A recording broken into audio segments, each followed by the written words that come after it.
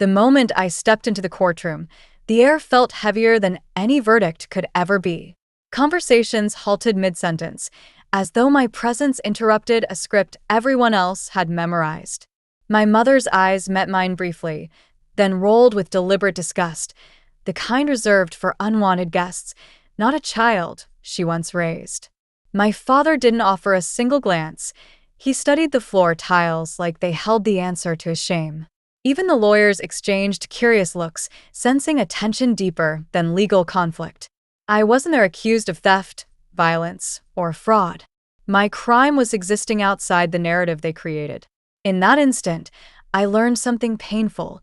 Sometimes betrayal arrives without words, only eyes. The lawyer stood up with a confidence that came from rehearsed lies, not facts.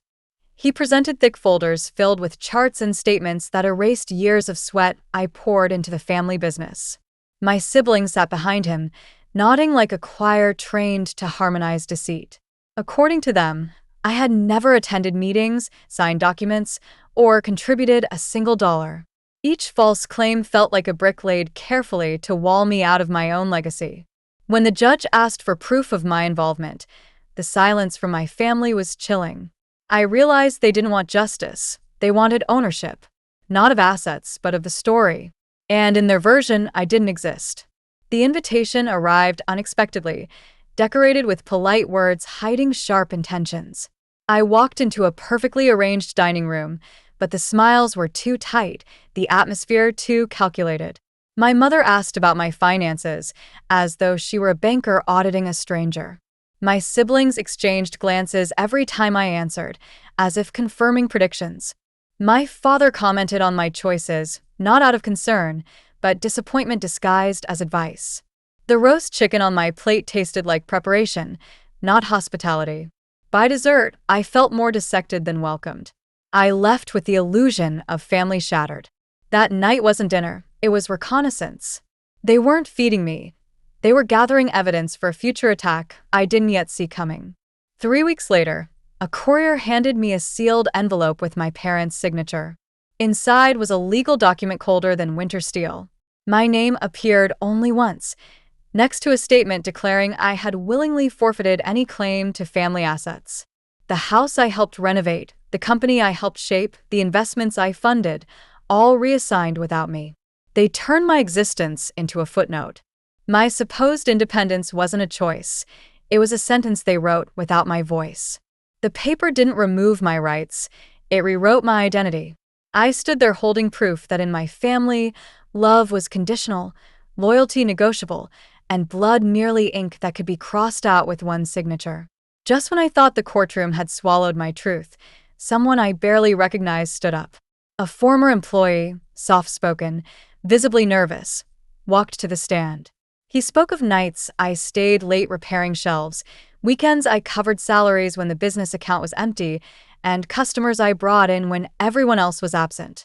His voice cracked, but every syllable was a hammer shattering their lies.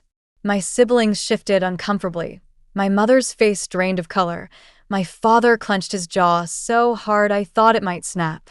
For the first time, someone spoke not to defend me, but to confirm I had existed.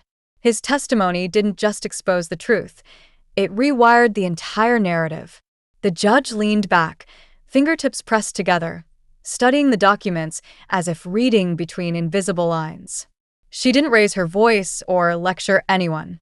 Instead, she asked one devastating question. How does a company thrive without the person who funded its foundation? The silence that followed was heavier than any accusation. My siblings stammered, my parents avoided eye contact, and the lawyer shuffled his papers like a magician whose trick had failed. The judge's eyes revealed what she understood. This wasn't a legal dispute, it was a family purge.